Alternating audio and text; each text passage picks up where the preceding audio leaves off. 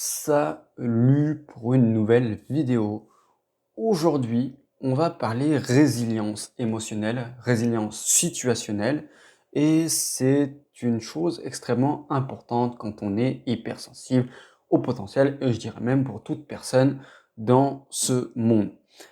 Quand on est hypersensible au potentiel et qu'on a cette sensibilité au monde plus intense, on va être beaucoup plus facilement, malheureusement, noyé dans nos émotions, dans nos interprétations, dans nos surinterprétations, et on va être comme un rat piégé dans sa roue, continuellement dans nos émotions, à ruminer certains événements de notre vie. C'est pas forcément faire acte de résilience ou faire acte de ce que moi je considère comme acte constructif des événements et des situations. Et l'important à comprendre dans cette vidéo, c'est que en tant qu'hypersensible au potentiel, je pense qu'on a une chance. On a une chance d'être extrêmement sensible aux situations et aux événements. Alors, vous le voyez peut-être pas comme ça, vous dites peut-être que c'est une malédiction, je suis passé par là. Plus on est sensible à soi et à son environnement, plus on est en capacité, si on a les outils, les stratégies, avec le temps, avec l'introspection, de pouvoir comprendre certains de nos mécanismes et par ce biais-là, pouvoir en tirer parti de nos mécanismes ou du mécanisme du monde et tirer parti d'un mécanisme, tirer parti d'une situation, même si elle est négative, entre parenthèses, à la base, c'est ce qui fait qu'on peut devenir résilient. Et on pourrait même parler d'antifragilité. Alors ça, c'est Nassim Taleb, qui est, je crois, un philosophe de souvenirs, qui dit que une mauvaise situation, un événement imprévu, un événement que l'on perçoit comme négatif, on peut le faire devenir quelque chose qui va justement être le moteur de notre vie et qui va être une chance cachée. C'est ce qu'il appelle l'antifragilité et c'est aujourd'hui ce dont j'ai envie de parler. La première chose, et c'est d'ailleurs un outil que j'utilise tous les jours, quand il m'arrive quelque chose qui ne va pas dans mon sens, et vous ferez bien attention, j'ai pas dit quelque chose de négatif, j'ai dit quelque chose qui ne va pas dans mon sens. Quelque chose qui ne va pas dans mon sens n'est pas nécessairement négatif. C'est juste quelque chose qui ne va pas dans mon sens comparé à ce que mon imagination disait idéal. Donc, quand quelque chose ne va pas dans mon sens, et ça arrive, le but pour moi, c'est de, excusez-moi de la vulgarité, de transformer la merde en or. Transformer le plomb en or. Il y a quelque chose de très alchimique là-dedans. Ne serait-ce que dans la philosophie d'action. Et je vais me poser trois principales questions. La première question, c'est en quoi cet obstacle-là, en quoi cet événement, en quoi cette situation est une chance.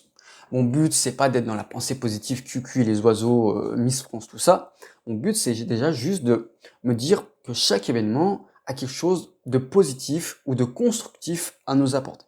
Même les pires. Et vous verrez que je vais donner des exemples après. La deuxième question que je me pose, elle est reliée, mais elle est posée différemment, c'est quelle opportunité cette situation-là, négative, qui ne va pas dans mon sens, elle peut m'apporter? Qu'est-ce que ça cache de potentiellement constructif, positif pour mon présent et mon avenir?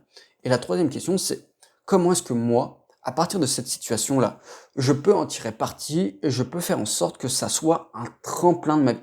Limite, un meilleur tremplin que si il ne se serait rien passé. En d'autres termes, je prends le négatif ou ce que je perçois comme le négatif et je me dis, ok, cette chose-là va devenir la plus grande chance de ma vie. Mais comment? Ça, c'est du questionnement, c'est de l'introspection et ça demande de créer des connexions neuronales à force de le faire. Je vais donner deux exemples. Par exemple, j'ai souvent dit que dans une situation, on peut voir les choses où vous pouvez prendre deux personnes et ces personnes peuvent voir les choses de deux manières différentes. Une positive, une personne va prendre les choses d'une manière constructive et l'autre d'une manière négative ou non constructive. Regardons l'exemple de Thomas Edison. Alors je ne sais pas si c'est une légende ou pas, mais j'aime bien l'histoire en tant que telle. En 1914, Thomas Edison se voit, je crois, brûler son bâtiment où il y avait toutes ses recherches. Là, lui, il a vu ça comme quelque chose de positif, comme quelque chose qui s'est dit, wow, quel magnifique feu d'artifice, quel magnifique feu, on n'aura pas l'occasion de le revoir de sitôt, et ça va nous permettre de reproduire de nouvelles recherches, d'effacer nos recherches et de recommencer à zéro. Donc vous voyez le mec un peu barjot dans un sens où il s'est dit « je vais voir ça positif ». Combien de personnes auraient trouvé une chance, une opportunité, auraient trouvé cette situation comme un tremplin?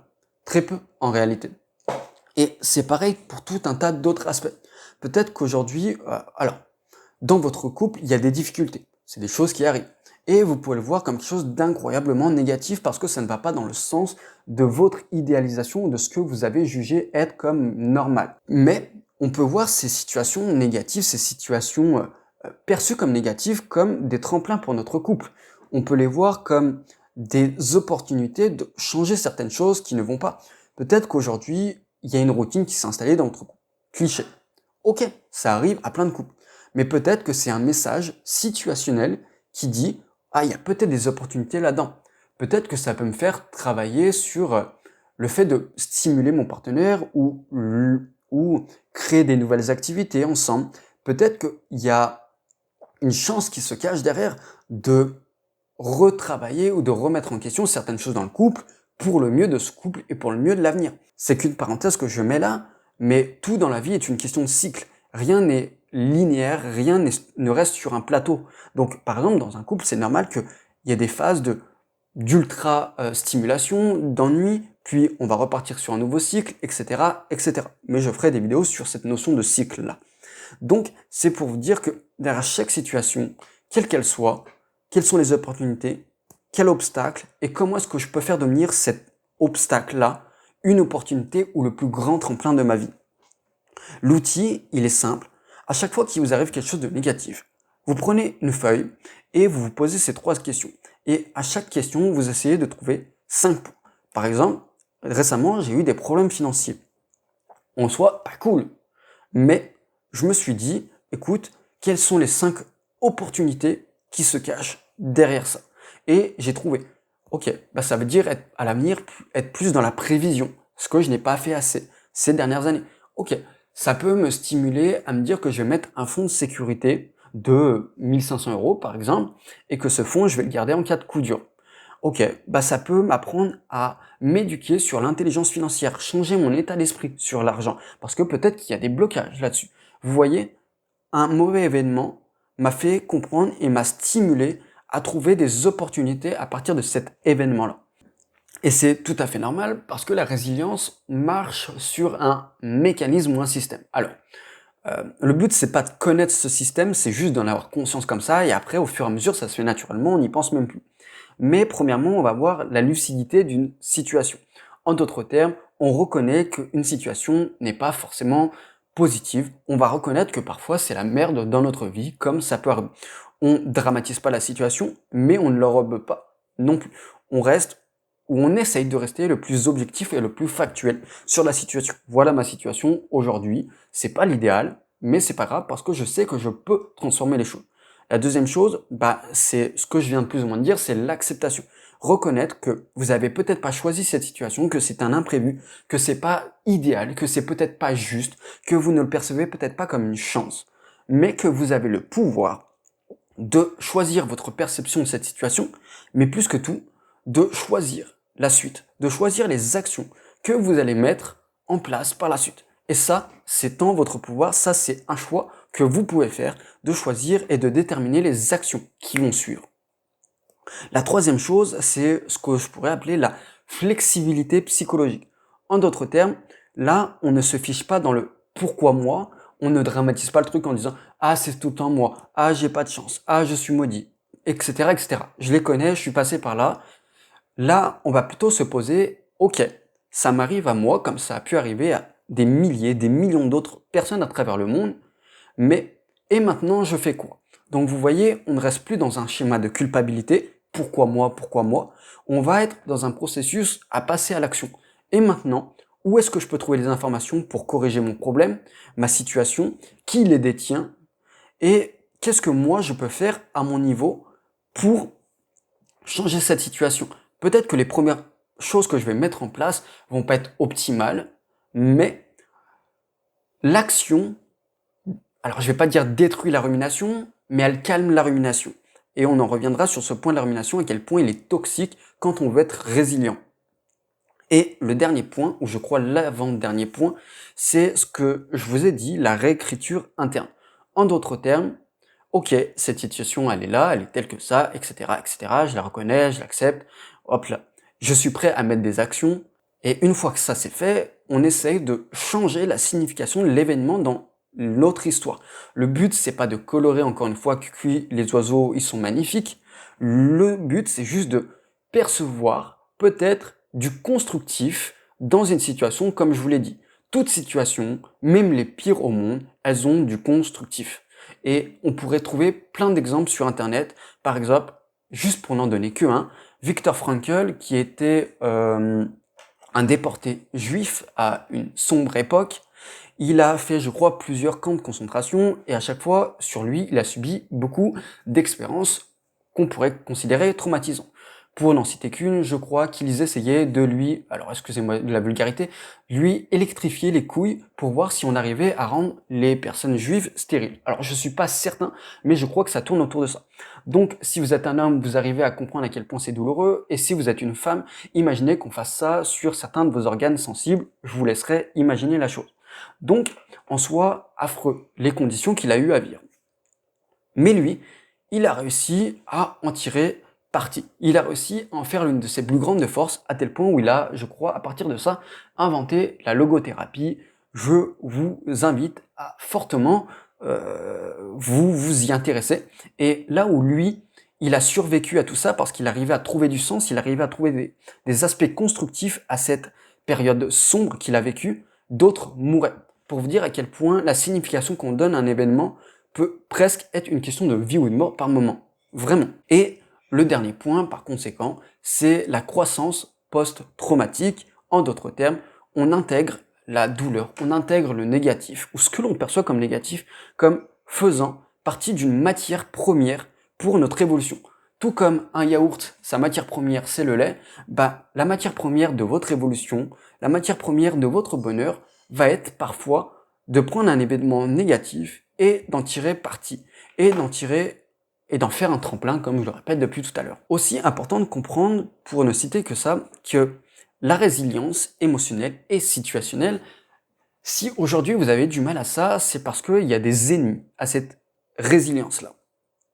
Et les ennemis, ils sont au compte de peut-être 4-5. La première, j'en ai fait une vidéo, je crois, ou j'en ferai une vidéo, qui ne va pas faire plaisir à tout le monde, mais ça s'appelle la victimisation. Quand on est dans un schéma de victimisation, on est à l'inverse de la résilience. On est à l'inverse de tirer parti comment dirais-je, d'un événement.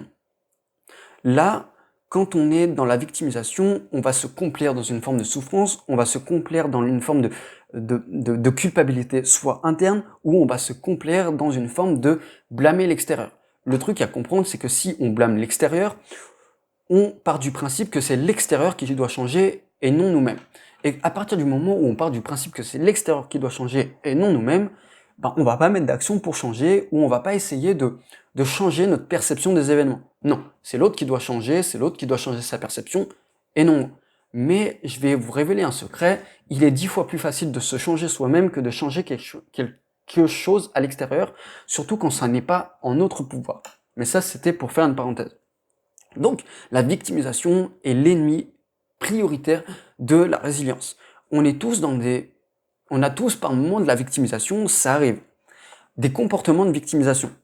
Mais le truc, c'est de ne pas rentrer dans un schéma chronique de victimisation où on va tout le temps s'abattre sur notre sort, ce qui ne sert absolument à rien, si ce n'est que faire empirer les choses et ruminer de plus en plus les choses. Le deuxième aspect de la résilience, ou plutôt le deuxième ennemi de la résilience, c'est ce que je considère l'ego ou le manque de conscience. C'est pas tout le temps pareil, mais ça peut être lié. Quand vous n'acceptez pas qu'il y a des problèmes dans votre vie, comment voulez-vous déjà les reconnaître, les accepter? Comment voulez-vous en tirer quelque chose de constructif? Comment voulez-vous changer cette situation? Si on ne reconnaît pas qu'il y a certains problèmes dans notre vie, on ne peut pas les changer. C'est pas plus compliqué que ça. Vous vous posez peut-être la question de pourquoi certaines personnes ne changent jamais certains problèmes. Ou pourquoi est-ce qu'il y a des schémas qui se répètent chez certaines personnes.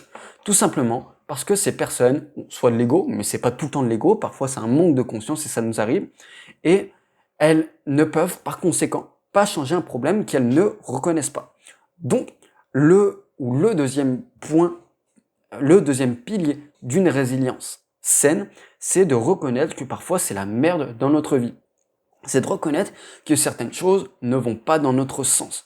Encore une fois, personne n'est parfait, ça arrive. C'est pareil dans la sphère du couple, dans la sphère professionnelle, dans la sphère intime, dans toutes les sphères. Si vous ne reconnaissez pas un problème, vous ne pourrez jamais être résilient, tirer parti des problèmes et couper, briser vos schémas. C'est juste pas possible. Le troisième ennemi de la résilience, ça va être le perfectionnisme émotionnel. Beaucoup de gens se disent qu'il y a certaines émotions qui sont bonnes, d'autres qui sont mauvaises. Certaines émotions que je dois vivre, d'autres que je ne dois pas vivre sous prétexte que je ne sais quoi, nanani nanana. Ça, c'est ce que j'appelle du perfectionnisme émotionnel. En d'autres termes, on ne va pas s'autoriser à vivre certaines émotions. Laissez-moi vous dire que dans la vie, encore une fois, une question de perception, il n'y a aucune bonne, il n'y a aucune mauvaise émotion, il n'y a que des façons d'incarner ces émotions. La colère n'est pas une mauvaise émotion si vous savez en tirer parti et si vous l'utilisez à bon escient. La colère peut être une émotion qui va nous rebeller contre quelque chose et le fait de nous rebeller va nous mettre en action. Par exemple, quand je suis en colère de certains de mes comportements, dernièrement de mon rythme de sommeil, ça m'a mis en colère parce que ça me tuait mes journées, je me suis rebellé contre ça et je me suis dit, écoute, il est temps de changer. Donc vous voyez que la colère peut être une émotion de changement si elle est bien incarnée et si on s'en sert comme une énergie. Toute émotion est une énergie. Après, tout va dépendre de comment est-ce qu'on va en faire et quoi on va en faire. Et là, c'est pour ça que c'est utile dans la résilience. Accepter ces émotions, vivre la palette d'émotions que l'on peut vivre, et en tant qu'hypersensible au potentiel, on en a une sûrement bien plus riche que la plupart des gens, ce qui est une chance, va nous permettre, premièrement, de mieux nous introspecter. Donc plus on vit d'émotions, plus on a une capacité à s'introspecter, ou plus on a de matière pour s'introspecter. Ok, je vis cette émotion dans cette situation-là, qu'est-ce que ça cherche à me dire? Est-ce qu'il n'y a pas une opportunité derrière ça? Est-ce qu'il n'y a pas un message? Qu'est-ce qu'elle soulève? Est-ce qu'il y a une blessure? Est-ce qu'il y a une insécurité? Est-ce qu'il y a un besoin? Est-ce qu'il y a une limite? Est-ce qu'il y a un talent derrière cette émotion? Bref, vous voyez que quand on s'autorise à vivre des émotions, on va pouvoir beaucoup plus travailler sur nous. On va pouvoir beaucoup plus en tirer parti de ce qui nous est donné, de cette matière-là, infinie presque. Vous voyez, on part d'une émotion, parfois non acceptée ou non acceptable de point de vue de la société. On ne sait pas qui a dit cette loi de l'univers, mais voilà. Et on en tire parti. Et il y a deux autres points sur lesquels je voulais finir cette vidéo. Le premier de ces deux points, c'est agir dans le présent pour être plus résilient et mieux accepter, mieux vivre les situations de notre vie. L'un des facteurs qui fait que vous vivez mal certaines situations, que vous restez 3 semaines au lit après une critique, ça s'appelle la rumination et la mentalisation. Plus on mentalise quelque chose, plus on lui donne du poids. Plus ça va créer du stress, de l'anxiété, de la tristesse, etc., etc. Plus on mentalise certaines choses, certaines situations, et notamment négatives, plus on va le renforcer. Et c'est là où vous allez comprendre, là où je vais en venir, quel est le meilleur moyen de couper une rumination, de passer à l'action ou de mettre en place certaines actions. Parce que l'action tue non seulement le doute, mais l'action tue la rumination, l'action tue l'autosabotage, l'action tue le désespoir, la tristesse, etc., etc. L'action se déroule pas dans le passé, dans la rumination du passé, ça se déroule pas dans la rumination du futur, ça se déroule dans le présent. On ne peut agir que dans le présent. Ou alors on peut imaginer agir, mais c'est pas vraiment de l'action. Moi, je vous parle d'une vraie action dans le présent. Quand vous vous mettez en action, quand vous vous mettez en branle dans le présent, il va se passer ce que moi j'appelle un court-circuit émotionnel. Plus vous avez l'habitude de faire ça, plus vous allez court-circuiter vos auto-sabotages et votre cycle émotionnel. Parce que, hop, il va se passer quelque chose, je vais réagir émotionnel, puis à cette réaction émotionnelle, je vais la ruminer émotionnellement. Puis je vais y réagir émotionnel, je vais la ruminer émotionnellement, etc., etc. Et vous ne sortez plus de ce cycle-là. Et c'est ce qui fait que, au fil des semaines, des mois, des années, quelque chose devient très lourd à porter et que il y a beaucoup de burn-out pour ne citer que ça. Mais là où vous passez dans l'action, vous coupez littéralement ce cycle-là. Je vais donner l'exemple le plus bateau que j'ai. En ce moment, je me prépare pour une alternance à rechercher janvier. On sait tous qu'aujourd'hui, c'est un peu la merde peut-être pour trouver certaines alternances. Le fait que j'ai 28 ans et que les entreprises vont devoir me payer, je crois, au SMIC, donc ça peut être un frein, etc., etc., etc. Mais vous comprenez bien que si je m'arrête à ça, si je m'arrête à tout le négatif, si je rumine le négatif, je ne fais rien. Le truc, c'est que pour couper cette rumination-là, pour couper l'anticipation d'un futur négatif qui n'est même pas encore arrivé, bah, la seule chose que j'ai à faire, c'est de me mettre en action, de continuer à préparer des certifications, de continuer à me former en autodidacte pour mettre toutes les chances de mon côté. Donc vous voyez, j'ai coupé cette rumination où mon cerveau me dit oui, mais tu vas pas trouver, oui, mais t'es pas assez compétent, oui, on préférera d'autres profils. Je passe par là. Mais la seule manière de couper ça, c'est d'agir et de faire ce qui est en mon pouvoir. J'ai pas le pouvoir de maîtriser le futur, mais j'ai le pouvoir de maîtriser mon présent. Et à partir du moment où j'ai le pouvoir de maîtriser mon présent, bah, je m'occupe de mon présent et ce sera déjà super bien pour le futur. Parce que euh, le futur n'est qu'une addition des petites actions que l'on a mis dans le présent. Le futur est une conséquence de notre présent et de ce qu'on a mis en place dans chaque instant de notre présent. Ça aussi, c'est aussi important à comprendre en termes de résilience émotionnelle et situationnelle. Et le dernier point du jour, pas des moindres, c'est accepter le présent comme parfaitement parfait. Je conçois que ça va être un principe qui va être très dur à avaler pour certaines personnes. Et il est même beaucoup plus facile à avaler si vous avez une consonance spirituelle, religieuse ou philosophique. Mais je vais quand même l'explorer. Les stoïciens, ils ont un concept, si mes souvenirs sont bons, c'est l'amor fati, l'amour du destin. En d'autres termes, ils partent d'un principe, c'est que tout ce qui nous arrive est parfaitement parfait, et que c'est dans la nature de la nature elle-même. Et que tout ce qui nous arrive, même si c'est pas forcément positif, devait arriver d'après l'ordre de la nature, d'après l'ordre de la vie. Comme je vous ai dit, c'est quelque chose de très philosophique, spirituel ou religieux. Mais là, le principe, c'est pas de se dire je vais aimer tout ce qui m'arrive dans la vie. C'est pas je vais accepter de me faire flageller par la vie. Non. Le but, c'est déjà de comprendre que chaque événement fait partie d'un ordre naturel des choses et que c'est pas parce qu'on a dit que certaines choses devaient se passer que ça devait se passer. La nature, le monde, la vie ne doit pas répondre à nos interprétations ou ne doit pas répondre à nos désirs.